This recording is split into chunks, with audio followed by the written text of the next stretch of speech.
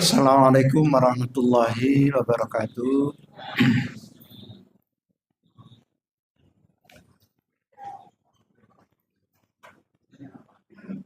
Bismillahirrahmanirrahim. Alhamdulillahirabbil alamin. Wa bihi nasta'inu ala umuri dunya waddin. Nahmatullah wa nasta'inu wa nastaghfiruh wa na'udzu billahi min syururi anfusina wa min sayyiati a'malina. Wassalatu wassalamu ala Rasulillah wa ala alihi wa sahbihi wa mawala. Para jemaah Bapak Ibu, mari kita mulai ta'lim ini dengan kita berdoa kepada Allah sebelum kita memulai kegiatan ta'lim atau thalabul ilmi. Kita awali dengan baca basmalah. Bismillahirrahmanirrahim. Allahumma ja'al amali kullahu salihah waj'alhu liwajhika khalisah wa la taj'al li ahadin fihi syai'a.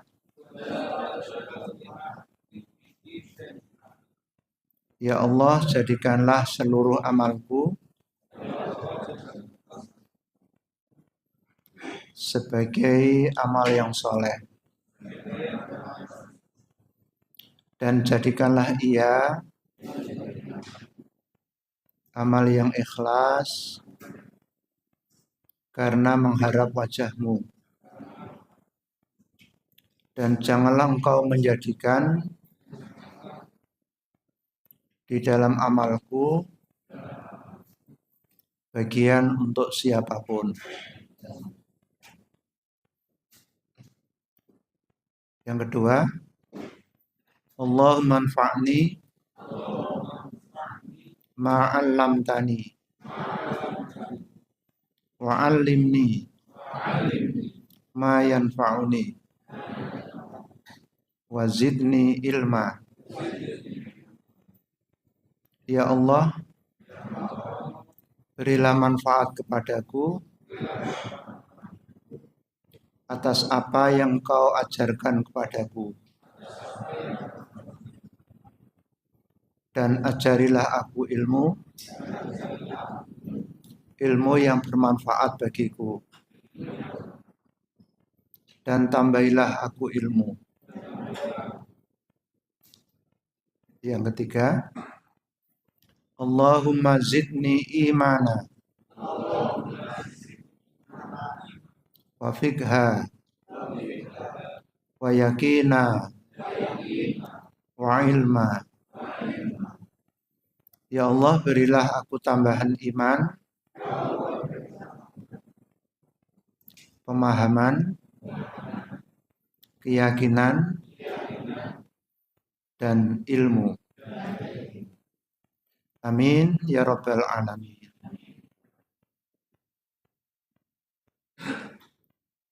Bapak-Ibu sekalian, jamaah yang dirahmati Allah, kalau 2 pekan lalu saya menyampaikan materi tentang proklamasi Hari Kemerdekaan. Masih ingat ya materinya? Masih? Ya. Sekarang kita sudah masuk di bulan baru. Kita bulan Rabiul Awal, di bulan Rabiul Awal, yang dikenal di kalangan orang Jawa dengan istilah bulan apa? Mulut. Tepatnya itu bulan Maulid sebenarnya. Maulid itu artinya kelahiran. Yang dimaksud adalah kelahiran Nabi Muhammad Sallallahu Alaihi Wasallam. Nah, berkaitan dengan hal tersebut, Bapak Ibu, malam ini saya ingin menyampaikan materi yang kalau tidak salah, kalau saya tidak lupa, materi ini pernah saya sampaikan. Tidak apa-apa, dalam rangka untuk mengingatkan kembali. Materi yang berjudul menemani Nabi Muhammad SAW di surga. Atau bahasa Arabnya itu murafaqata Muhammadin SAW fil jannah. Jadi saat kita memperingati hari kelahiran beliau, kita punya kerinduan, kita punya keinginan, kita punya harapan, kita punya cita-cita, kelak kita bisa bertemu beliau. Karena di dunia kita tidak bisa bertemu, maka yang kita harapkan, kita inginkan, kita cita-citakan bertemu di akhirat nanti. Bahkan tidak sekedar bertemu, tapi bisa menemani beliau. Menemani beliau di surga. Ini yang menjadi cita-cita tertinggi kita, ya. Masuk surga bersama Nabi. Keinginan semacam ini pada masa sahabat dulu, mereka juga punya keinginan semacam ini. Mereka juga sangat ingin, karena mereka juga tentu tidak bisa memastikan kalau mereka nanti bisa bersama Nabi di surga. Maka yang mereka harapkan adalah memohon kepada Allah. Di samping juga disertai dengan usaha-usaha yang bersifat konkret. Maka ada salah satu doa. Doa ini dibaca oleh Ibnu Mas'ud.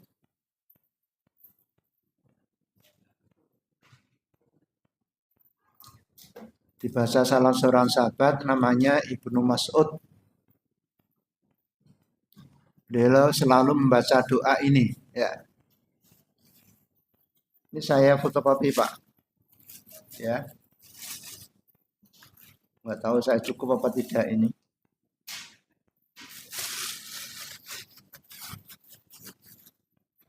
Itu ringkasan materi ceramah pada malam hari ini. Saya mulai dengan doa dulu. Mungkin Bapak Ibu sudah ada yang hafal, bahkan sudah mengamalkan doa ini. Bismillahirrahmanirrahim. Allahumma inni as'aluka imanal la yartad wa na'imal la yanfad wa murafaqata Muhammadin sallallahu alaihi wasallam fi a'la jannatil khuldi. Allahumma ya Allah, ini sesungguhnya aku as'aluka memohon kepadamu keimanan layar taddu yang tidak pernah lepas dengan kemurtatan, wana iman dan kenikmatan layan fad yang tidak pernah habis, wa murafaqata dan menemani Muhammad sallallahu alaihi wasallam fi a'la, di tempat yang tertinggi, jannatil khuldi, di dalam surga yang kekal abadi.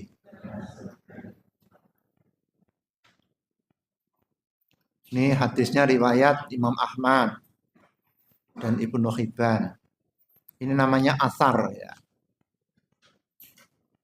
Karena bersumber dari sahabat. Namanya sahabat Abdullah bin Mas'ud.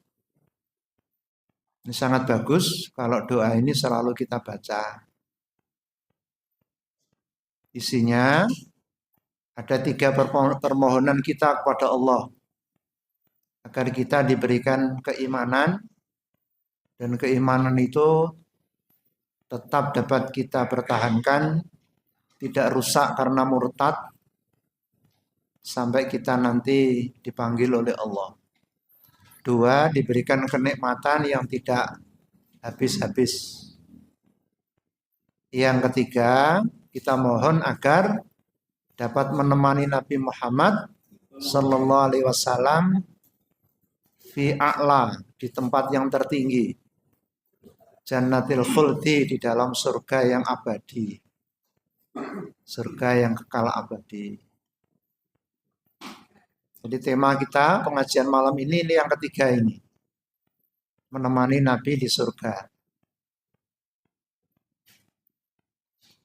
Apa yang kita lakukan dengan banyak berdoa, memohon kepada Allah, seperti yang dibaca sahabat ini. Namun tentu tidak cukup hanya dengan berdoa.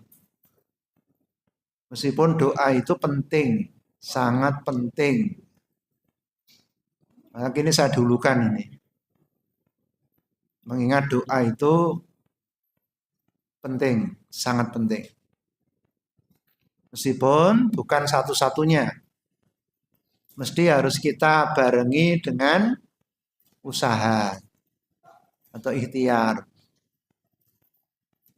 Nah, dari beberapa keterangan, baik dari Al-Quran maupun dari hadis, Bapak Ibu, ada 9 amalan yang dapat mengantarkan seseorang kelak bisa menemani Nabi Muhammad SAW di surga. Wonten pinten? 9. 9 amalan. Baik amalan itu amalan lahiriah maupun amalan hati yang bersifat umum maupun bersifat khusus. Tapi saya sebut di sini amalan secara istilah secara umum dan yang mudah kita pahami. Bapak Ibu sekalian, apa 9 amalan itu? Pertama, kalau kita ingin menemani Nabi di surga, hendaklah kita melaksanakan rukun Islam dengan benar. Dan ditambah ini, tidak durhaka kepada kedua orang tua. Nah, itu tambahannya. Mungkin di artikel itu kurang ya. Ini berdasarkan hadis Nabi, riwayat Ahmad, Tabrani, dan lain-lain. Pernah ada seorang laki-laki datang kepada Nabi. Laki-laki itu mengatakan, Nabi, saya telah mengucapkan 2 kalimat syahadat. Saya juga telah melaksanakan sholat 5 waktu. Saya menunaikan zakat. Saya berpuasa di bulan Ramadan. Lalu Nabi ngendika, barang siapa yang meninggal dunia di atas amalan-amalan tersebut, ia kelak akan bersama para nabi, para siddiqin, para syuhada pada hari kiamat. Hakadha, seperti ini. Lalu Nabi mendirikan jari-jarinya seperti ini. Jadi termasuk bersama saya nanti seperti ini. Malam yu'akko walidayhi, malam yu'ikko walidayhi, malam ya'ikko walidayhi. selama orang itu tidak mendurhakai kedua orang tuanya. Terus menikah, kalau kita ingin nanti menemani Nabi di surga, laksanakan rukun Islam dengan sebaik-baiknya, dengan sebenar-benarnya, disertai dengan apa? Menjauhi durhaka kepada kedua orang tua kita. Bahkan ini menjadi syarat, Pak. Menjadi syarat. Harus dipenuhi ini. Dan syaratnya orang bisa menemani Nabi itu harus Islam, Muslim. Maka ini menjadi syarat bagi orang yang ingin bersama Nabi di surga. Bisa melaksanakan rukun Islam. Ya. Lalu yang kedua, syarat yang kedua ini, amalan yang kedua, mencintai beliau. Mencintai Rasulullah Shallallahu Alaihi Wasallam. Jadi orang yang ingin menemani Nabi di surga harus mencintai beliau. Dasarnya hadis ini riwayat Bukhari ini. Ketika seorang laki-laki, ini hadis riwayat dari Anas bin Malik. Jadi beliau menceritakan, saya pernah menemui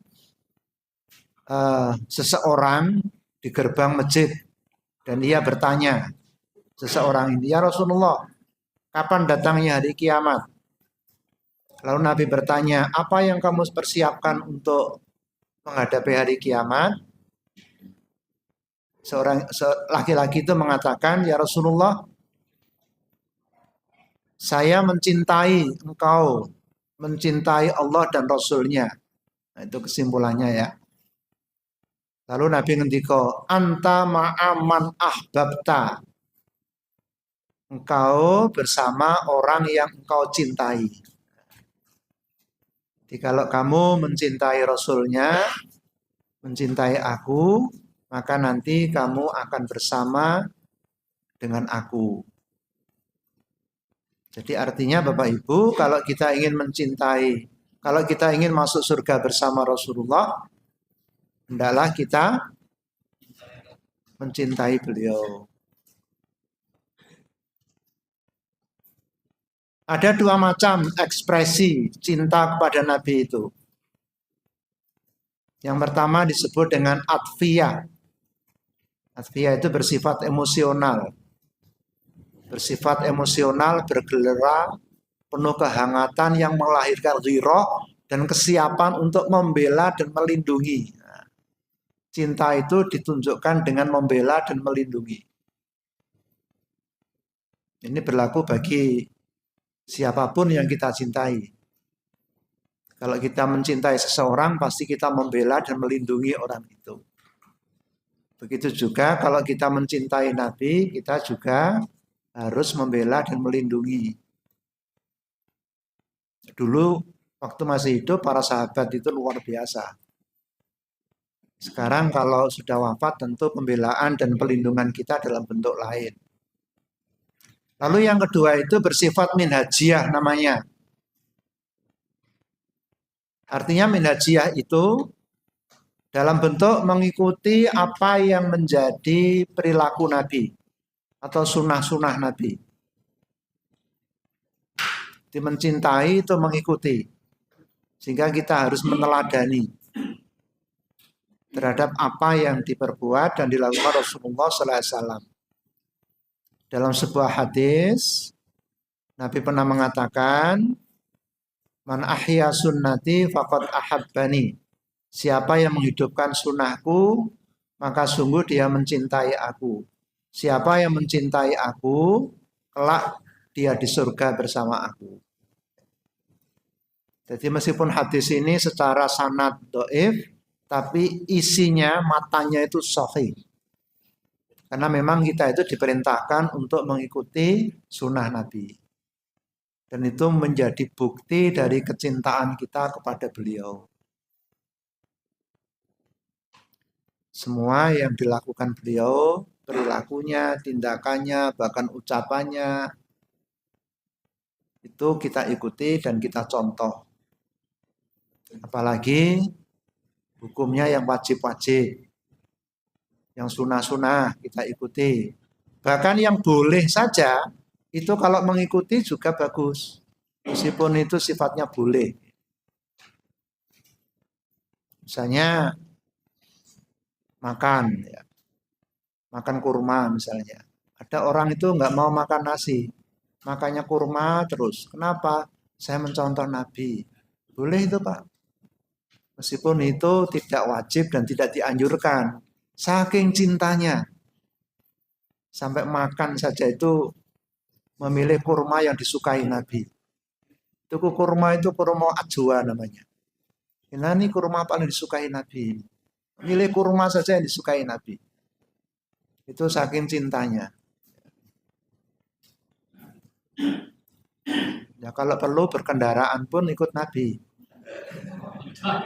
Kemana-mana naik unta. Boleh enggak? Ya boleh lah. Saking cintanya, mengrepot, gitu ya. Numpak unta kan dia repot. Itu hal-hal yang sifatnya boleh. Kalau yang dianjurkan sudah pasti, ya. Apalagi yang diwajibkan. Karena sunnah Nabi itu ada tiga-tikantan itu. Yang wajib diikuti, yang dianjurkan diikuti, dan boleh diikuti. Nah, sahabat itu saking cintanya, yang boleh pun itu diikuti. Apapun itu diikuti. Itu sunnah. Lah kita bisa melakukan yang diwajibkan aja sudah bagus ya.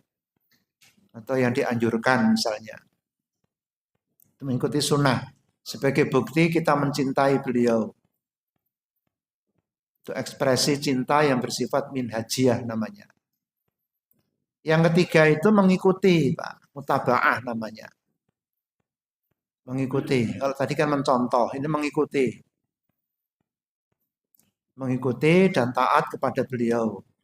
Dasarnya surat An-Nisa ayat 69. A'udzubillahi minasyaitonirrajim. Wa may yuti'illah war rasul. Siapa yang taat pada Allah dan Rasulnya, fa ulaika ma'al ladzina an'ama Allah 'alaihim. Mereka itu bersama-sama orang-orang yang diberikan nikmat Allah kepada mereka minan nabiin, dari para nabi, wasiddiqin, para siddiqin, wasyuhada, orang-orang yang mati syahid, wassalihin, orang-orang yang soleh, wahasuna ulaika rafiqa, dan mereka itulah teman yang sebaik-baiknya. Ini jadi kalau orang mentaati Allah dan Rasulnya kelak akan bersama para nabi. Nah, termasuk dengan Nabi kita Muhammad Sallallahu Alaihi Wasallam. Nah, jadi Bapak Ibu, kalau kita kelak ingin bersama Nabi, maka hendaklah kita berusaha untuk mentaati kepada dua hal ya. Apa yang diperintahkan kita lakukan dan apa yang dilarang itu kita jauhi. Karena taat itu meliputi dua itu. Ya. Wa ma atakumur rasul fakhudhu. Wa ma nahakum anhu fantahu. Nah, itu taat itu. Apa yang memang diperintahkan Rasul, kamu ambil, kamu terima, kamu lakukan, dan apa yang dilarang kepadamu, kamu tinggalkan. Itu namanya taat. Dengan demikian, maka insya Allah di akhirat kita akan bersama-sama dengan Nabi Muhammad Sallallahu Alaihi Wasallam. Kemudian yang keempat, Bapak Ibu, ini yang sudah bersifat lebih praktis ini ya. Kalau tadi kan agak umum itu. Ini yang lebih praktis. Yang meliputi amalan-amalan praktis. Ini yang keempat. Memperbanyak sholat-sholat sunnah. Ya. Memperbanyak sholat-sholat sunnah. Dasarnya hadis riwayat Imam Muslim. Bersumber dari sahabat namanya Robi'ah bin Ka'ab al-Aslami. Beliau pernah cerita, jadi aku pernah bermalam bersama Rasulullah Sallallahu Alaihi Wasallam. Lalu aku menyiapkan air wudhunya. menyediakan semua keperluan beliau. Lalu beliau bertanya kepadaku, "Sal, mintalah." Ya, jadi karena sahabat ini sudah melayani apa yang menjadi kebutuhan Nabi, maka beliau ingin membalas. Maka beliau bertanya, "Sahabatku, mintalah sesuatu. Apa yang kamu inginkan dariku?" Lalu sahabat ini menjawab, "As'aluka murafaqataka fil jannah." Nabi, saya punya permintaan. Permintaanku adalah aku meminta kepadamu agar bisa menemani engkau di surga. Permintaannya ini sangat luar biasa. Minta supaya bisa menemani Nabi di surga. Lalu Nabi bertanya, apa masih ada yang lain? Apa ghairu dzalika? Atau masih ada yang lain lagi? Coba kalau Bapak Ibu yang ditanya itu. Nggih Nabi tesik tembasakan mobil, motor. Sahabat niki mboten, enggak minta yang lain-lain. Maka dia menjawab, "Huwa zaka." Permintaan saya hanya itu Nabi. Hebat ini ya. Lalu Nabi jawab, "Ya, kalau memang begitu, fa inni ala nafsika bi kasrati sujud."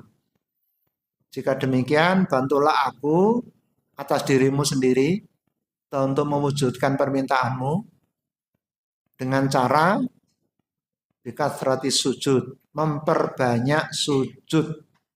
Nah, maksudnya sholat ini Pak. Sujud di dalam sholat. Mboten namung sujud, namun mboten niku maksudnya. Para ulama sudah sepakat, ini adalah istilah untuk menunjukkan sholat.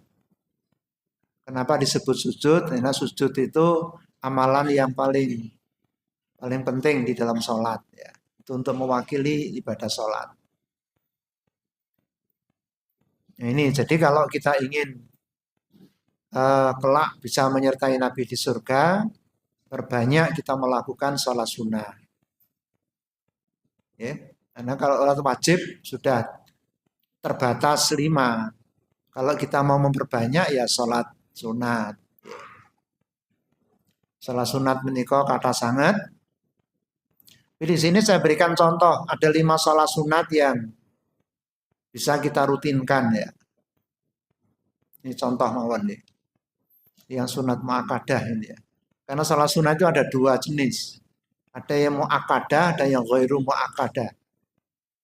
Nah, yang kedudukannya itu sangat kuat, muakkadah namanya. Yang di bawahnya namanya ghairu muakkadah. Nah, idealnya semua kita lakukan. Kalau kita mau pilih-pilih, ya pilih yang muakkad. Ya, itu diantaranya ini. Salat sunat rawatib. Itu muakkad itu Pak. Salat sunat yang mengiringi salat wajib. Atau yang beriringan dengan salat wajib. Ada 12 rakaat. Kata Nabi, siapa yang sholat sehari semalam 12 rakaat, dibangunkan baginya baitun fil jannah, rumah di surga. Apa itu 12 itu? 1, 4 rakaat sebelum duhur. Terus 2 rakaat sesudah duhur. Pun pinten? Nah, 2 rakaat setelah maghrib. 2 rakaat setelah isya. Pun sedoso. Terakhir, warakaat ini qabla sholatil fajri. 2 rakaat sebelum sholat subuh. Jumlahipun pinten? 12. Ini salah satu riwayat, Pak. Karena sholat rawatib ini ada beberapa macam ya. Minimal itu 10 rakaat, minimal. Zuhurnya itu 2 rakaat, 2 rakaat. Jadi nanti 2, 2, tambah 2, 2, 2. Menjadi 10. Ada hadis lain seperti itu. Yang ini riwayat Tirmidzi, Nasai ini 12. Ada lagi yang 14. Kalau 14 zuhurnya 4, sesudahnya 4. Jadi nanti jumlahnya 14 rakaat. Kalau itu tambahannya hadis itu orang itu diharamkan masuk neraka. Tambahannya. Kalau 14. Kalau 12 ini dibangunkan rumah di surga. Kalau 10 tidak ada keterangan begini. Mungkin diberi kamar gitu.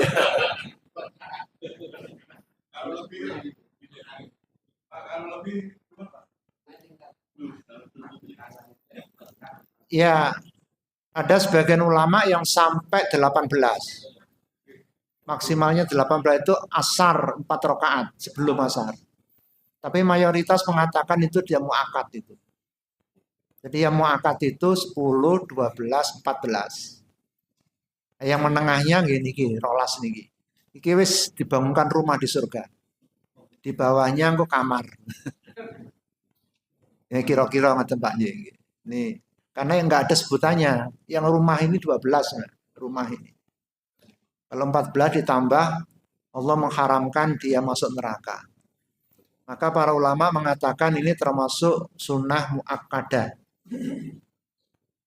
Karena Nabi tidak pernah meninggalkan dan ada fadilah-fadilah khusus yang diterangkan.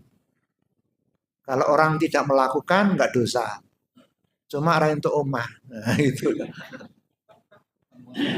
Kalau dari hadis ini loh Pak ya, tidak ada keterangan dapat rumah. Yang lain yang kita rutinkan sholat tahajud ya, sholat malam. Ini juga termasuk sunat muakkadah. Karena Nabi mengatakan sholat yang paling utama setelah sholat wajib itu sholatul lail. Ya. Sholat malam. Dan banyak hadis-hadis yang menerangkan tentang keutamaan sholat malam. Bahkan ini sholat yang disebut dalam Al-Quran, Pak. Sholat sunat dalam Al-Quran itu kan ini. Waminal laili fatahajjat. Nah, makanya para ulama mengatakan ini sunat muakkadah. Ya. Yang lain itu sholat witir. Ya. Kalau nggak bisa tahajud ya paling nggak witir lah. Nabi mengatakan jadikan akhir sholatmu malam itu witron, witir, ganjil. Kalau nggak sempat nanti bangun malam, ya nanti ba'da isya witir saja, enggak apa-apa. Itu pesan Nabi, jangan ditinggalkan witir itu. Tapi kalau nanti bisa bangun, ya kita gabung dengan sholat lail tadi itu. Lalu sholat duha, ini juga bagus kita rutinkan, pahalanya sangat besar ini Pak.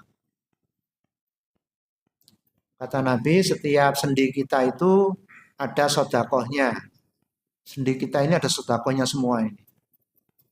Lalu tasbih sodakoh, tahmid sodakoh, tahlil sodakoh, takbir sodakoh, amar ma'ruf nahi munkar sodakoh, dan semua dicukupi pahala-pahalanya itu dengan cukup 2 rakaat duha. Nah, luar biasa ini. Salat duha 2 rakaat itu mencukupi semua sodakoh yang dilakukan sendi-sendi kita. Ditambah tasbih, tahmid, tahlil, takbir, dan amar nahi munkar. Ini kan gede banget pahalanya nih. Makanya kan sunnah muakkadah ini Pak.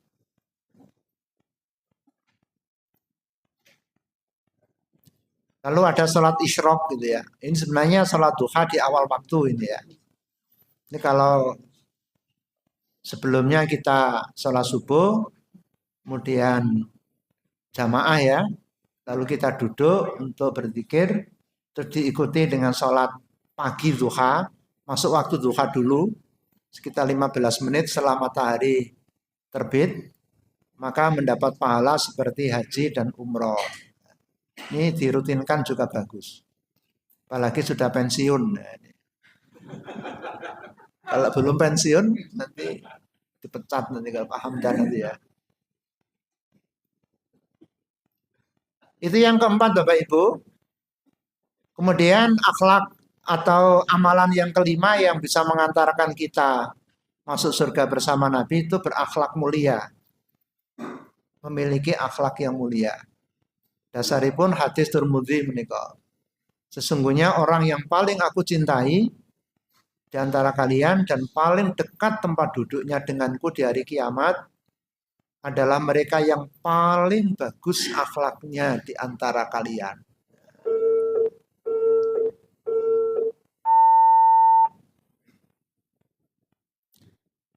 Jadi kalau kita ingin nanti bersama Nabi di surga, berusahalah kita punya akhlak yang baik. Akhlak dalam arti umum. Ya, akhlak kepada Allah, kepada Rasul-Nya, akhlak kepada sesama manusia, akhlak kepada diri sendiri, bahkan juga akhlak kepada makhluk-makhluk yang lain. Ya. Kepada binatang aja kita dimintakan berakhlak. Pada semut saja itu berakhlak. Jangan dibakar. Jadi kalau semut itu diusir saja, aja diobong. Itu nggak berakhlak itu. Jadi pada binatang kecil-kecil aja kita ini harus berakhlak. Ya. Pada kucing aja harus berakhlak. Kita kasih makan. Pada ayam disembelih aja berakhlak kita. Pada lele berakhlak dikasih makan. Jadi akhlak itu kan umum gitu ya. Termasuk ada tumbuh-tumbuhan itu jangan dirusak. Jadi bukan hanya kepada sesama manusia. Yang keenam, memperbanyak membaca sholawat. Nah, dasarnya hadis Nabi ini gini. Orang yang paling dekat dengan aku di hari kiamat yang paling banyak sholawatnya. Aktsaruhum alayya sholatan. Nah, sholawat yang paling baik itu adalah sholawat yang berasal dari Nabi, yang dipilih oleh Nabi. Makhtarahun Nabi Sallallahu Alaihi Wasallam. Sholawat yang dipilih oleh Nabi. Dan disebut dengan sholawat maksuroh. Yang maksur. Yang memang ada riwayatnya dari Nabi. Itu sholawat yang paling baik. Para ulama menyebut dengan istilah sholawat Ibrahimiyah. Nah ini contohnya Imam ini. Allahumma shalli ala Muhammad wa ala ali Muhammad kama shallaita ala Ibrahim wa ala ali Ibrahim innaka Hamidum Majid. Allahumma barik ala Muhammad wa ala ali Muhammad kama barakta ala Ibrahim wa ala ali Ibrahim innaka Hamidum Majid. Itu perawinya banyak banget ini. Ya, saya makanya memilih ini. Nah, perawinya itu Bukhari, Muslim, Dawud, Tirmidzi, Nasa'i. Ini terbaik ini. Karena perawinya itu kuat. Salawat terbaik itu salawat yang maksurah. Ini wonten pilihan melih, ini nggih kathah ya. Ini ada salam Muhammad wala azwajihi wa dzurriyyatihi ya. Termasuk istri-istrinya dan semua keturunannya kita doakan diberikan sholawat. Ini juga perawinya banyak juga. Nah ini juga ada Muslim, ada juga ini, ada ini juga. Ini contoh-contohnya. Ini pendek nih. Allahumma sholli ala Muhammad abdika wa rasulika kama shallaita ala ali Ibrahim wa barik ala Muhammad wa ala ali Muhammad kama barakta ala Ibrahim. Ini Bukhari dan Nasa'i. Ada juga seperti ini. Ada juga seperti ini. Ini juga pendek, Pak. Ya. Ada luga seperti ini. Ini paling pendek ini. Allahumma sholli ala Muhammad wa ala ali Muhammad. Pendek itu, Pak. Ya. Ini Sahih juga Nasa'i ini. Paling pendek niku. Allahumma sholli ala Muhammad wa ala ali Muhammad. Paling pendek. Ya. Ada juga seperti ini. Ya. Nah, jadi Bapak Ibu, ini mohon maaf ya, kita jangan terkecoh dengan ajaran salawat-salawat yang macam-macam nih.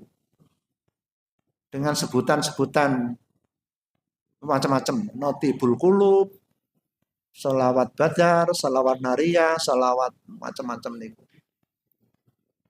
Itu buatan ulama, produk ulama, buatan manusia itu. Yang terbaik itu produk Rasulullah Sallallahu Alaihi Wasallam. Gitu? Setuju mboten? Nah, salawasin produk Nabi itu paling baik. Siapa yang meragukan? Oh, masa dikalahkan dengan dibuat oleh orang biasa kan ya? Nggak mungkin lah. Nah, jadi pilihlah salawat-salawat yang memang itu maksur, ya, yang ada riwayatnya. Meskipun tidak salah juga Pak, tidak mesti salah ya. Saya kan bilang terbaik tadi. Sepanjang itu tidak ada unsur-unsur yang keliru ya boleh juga. Tapi kalau pakai tawasul-tawasul ya salah. Seperti salawat badar itu pakai tawasul itu nggak boleh itu. Tawassalna bi bismillah wa bil hadi rasulillah wa kulli mujahidillah bi ahli badrin. Nah, badar. Tawasul kepada sahabat-sahabat yang ikut perang badar itu nggak boleh itu.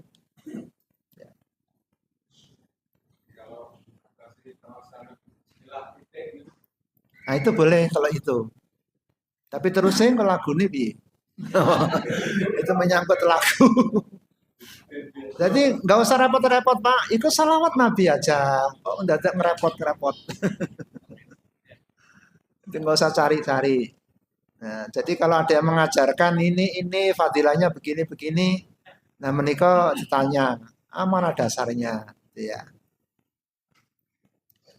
Kapan diperintahkan salawat? Di dalam sholat saat tasyahud awal dan akhir.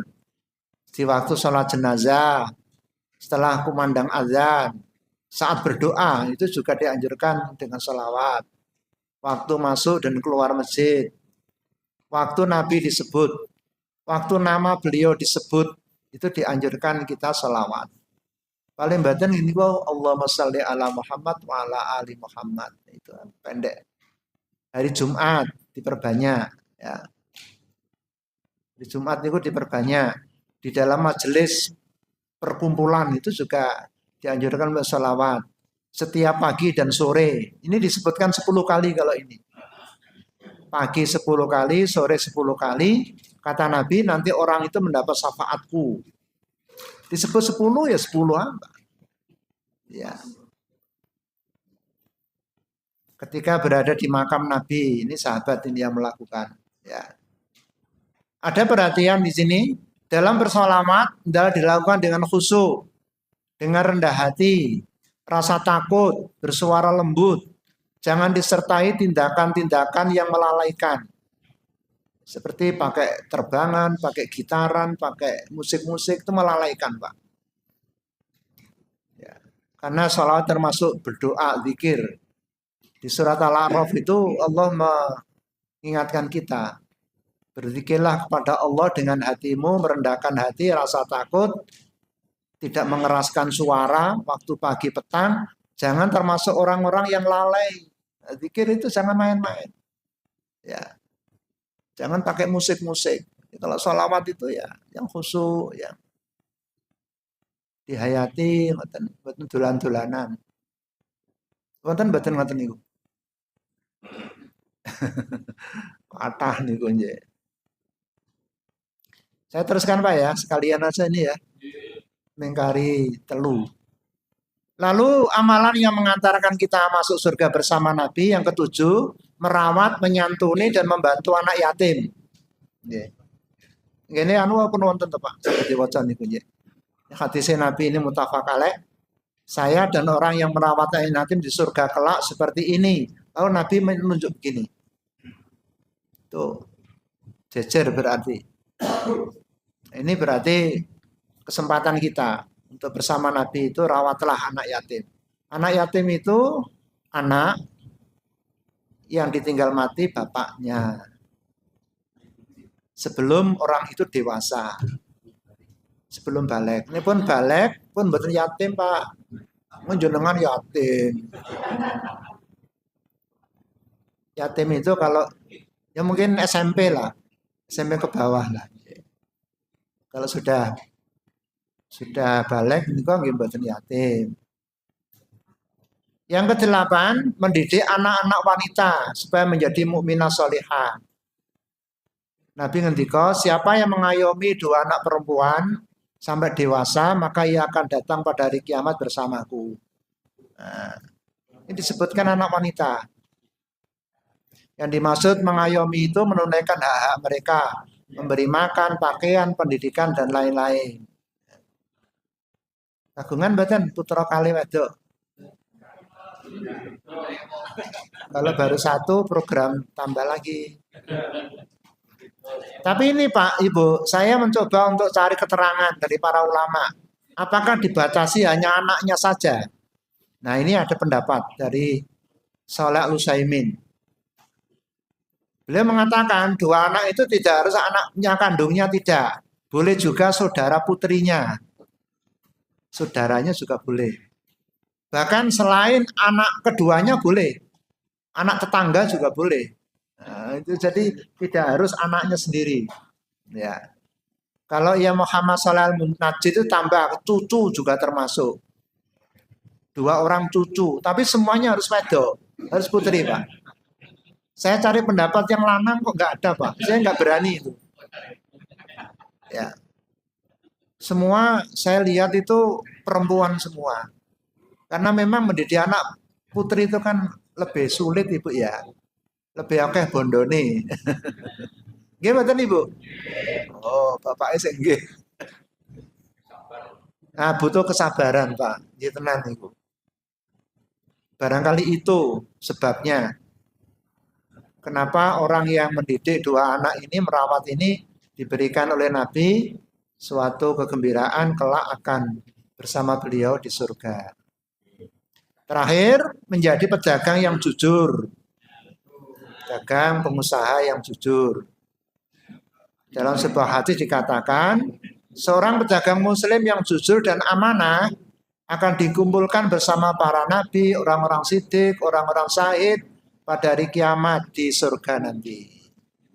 Hadis ini memang dhaif, tapi dikuatkan hadis lain sehingga menjadi hadis hasan. Karena itu maka ini bisa dijadikan dasar.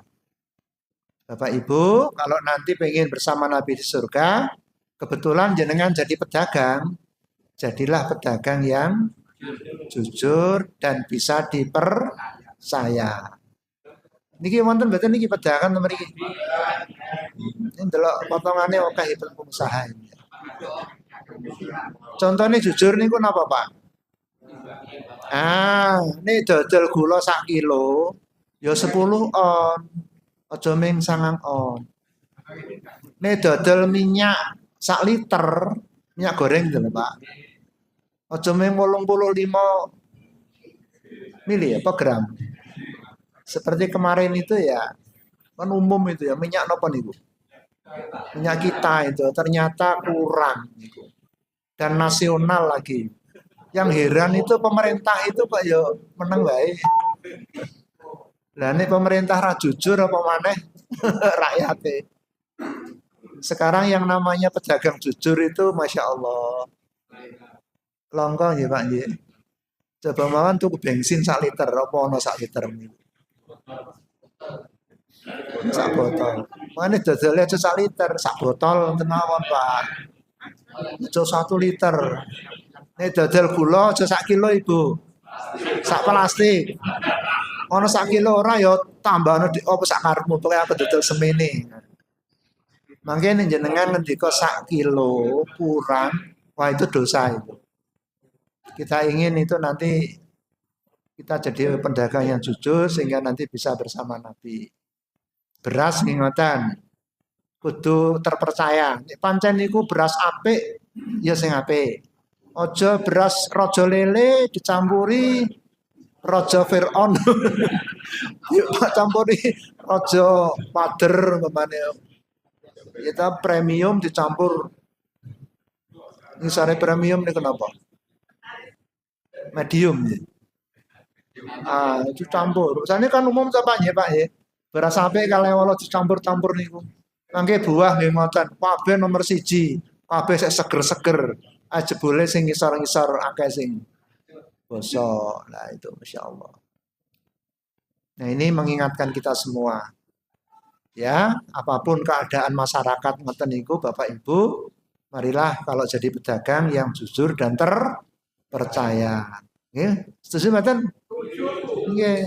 Lebih baik jujur, payu, batine oke, timbangane mboten jujur, tur ra payu.